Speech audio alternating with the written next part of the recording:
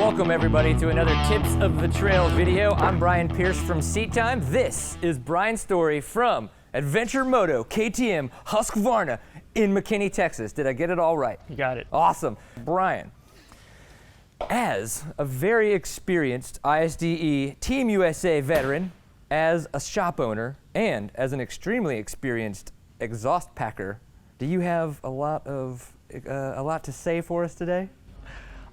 I'm going to do my best. That was quite an introduction. We're going to talk about how to repack a muffler. It's common maintenance that most people neglect until one of their buddies points out to them that their stuff sounds terrible or someone else gets pissed off at them. Pissing off neighbors is a bad thing for our sport. So let's take good care of this stuff and keep the noise down so everybody can keep playing. Absolutely. So before we dive into this bad boy, what are some of the gotchas that people who are going to repack their muffler look out for?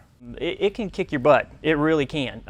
Everybody at the shop counter, when they're selling you the muffler packing, makes it sound like, oh yeah, you just knock the cap off the thing, you pull it out, wrap it up, stick it back in there, you're done. Well, it's not always so easy. Sometimes you run into a little trouble. One of the first things you need to understand is when the manufacturers put these together, it's what's called an interference fit. They want it to seal really well. You want it to seal really well so that we don't have any exhaust leaks that would make your bike pop or sputter or make it sound obnoxious, just make it run poor. So it's a really tight fit, and a lot of times you'll run into trouble even once you pull the bolts or pull the rivets out, you still can't get it apart, okay? When that happens, you can do what I like to call a presidential solution. And get creative. Get creative, okay. One of the easiest things to do is to literally take just a plain, fairly sharp flat blade screwdriver, and a lot of times you can go in right at the point where the bolts fit and stick it in just barely to flex it up a little bit. You don't want to bend the metal, you don't want to stretch the metal, you want to just flex it up just enough so that the two aren't interfering with each other enough, and then you can get it apart. In this case, we've got bolts, obviously, so we're going to use the bolts. Now, if you needed to, you've got to get your rivet gun handy because you'll be drilling those out if you don't have one that has bolts.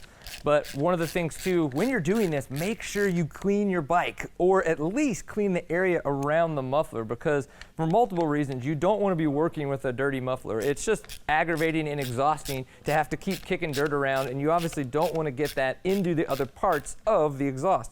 At the same time, you're pulling off a dirty exhaust from the bike. Dirt could get into the other end of the header pipe that's sticking out. Nobody wants that kind of stuff to go on. So definitely make sure you do a really good job trying to clean your bike and the exhaust before starting to take everything apart.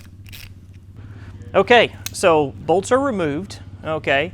Most of the time, if you have bolts in one end and rivets in the other end, you're not going to need to pull the rivets. Sometimes it's going to battle you, and sometimes you're going to have to take both ends apart. But for this muffler here, we should just be able to pull the bolts and get the job done. So bolts are out.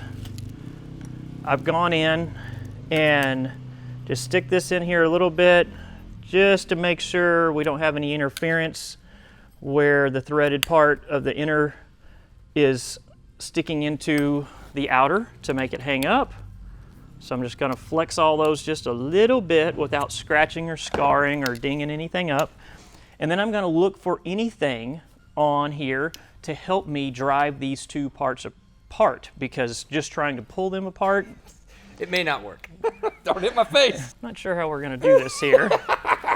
Okay, let's. You want to hold me? We'll go. Yeah. We'll go over the shoulder. How about that? Right. Boulder Okay, holder. right here. Oh, yeah. Is it moving? It is a little. Is it moving a little? It hurts. Hey, look at that. What if your wife walks out right now? Is this awkward? Ah, she's used to it. Okay, good. Sadly. It's just a motorcycle shop. Hey, look at that. Just a motorcycle shop. I think we have accomplished the task at hand. But anyway, so we got this apart.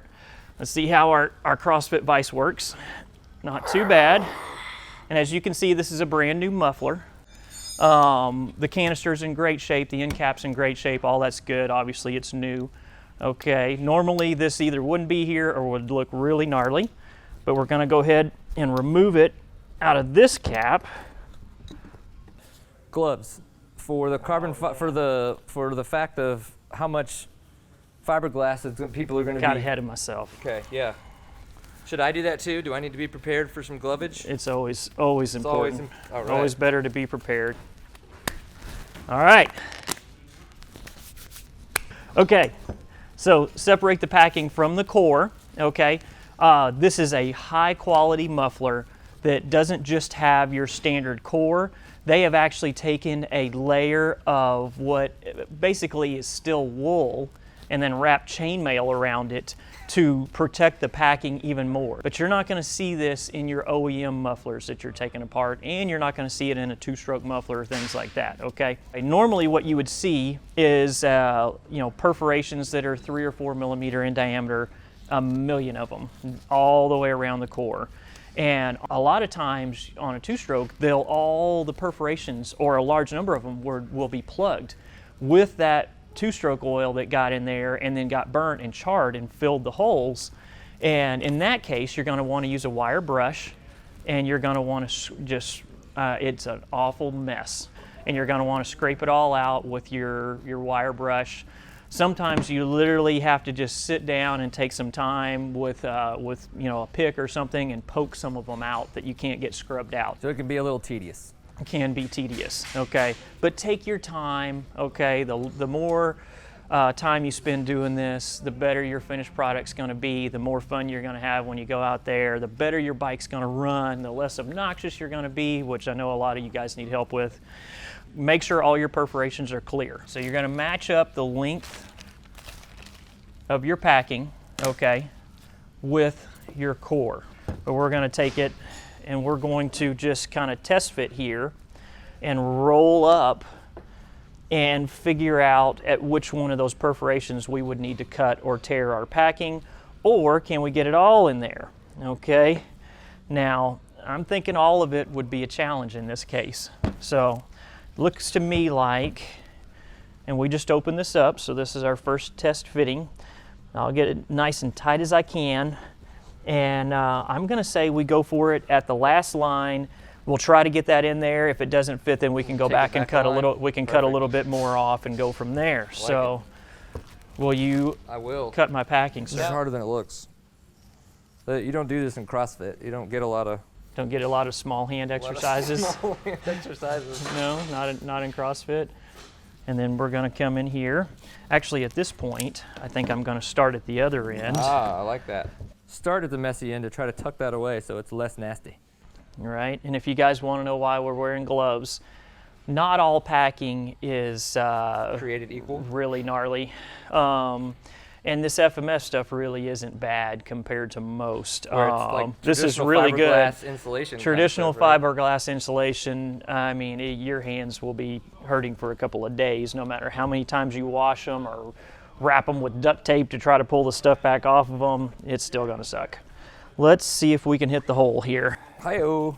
So I'm gonna say, put it upside down if you would. Upside down? No, like upside Oh, down. upside now put down. Put it on the bench there, We're buddy. gonna work through this. I like it. I mean, I am very impressed, and I'm looking forward to seeing these skills. I will typically rotate it as I drop it in, just to help keep it wrapped tight. I'll spin as I go.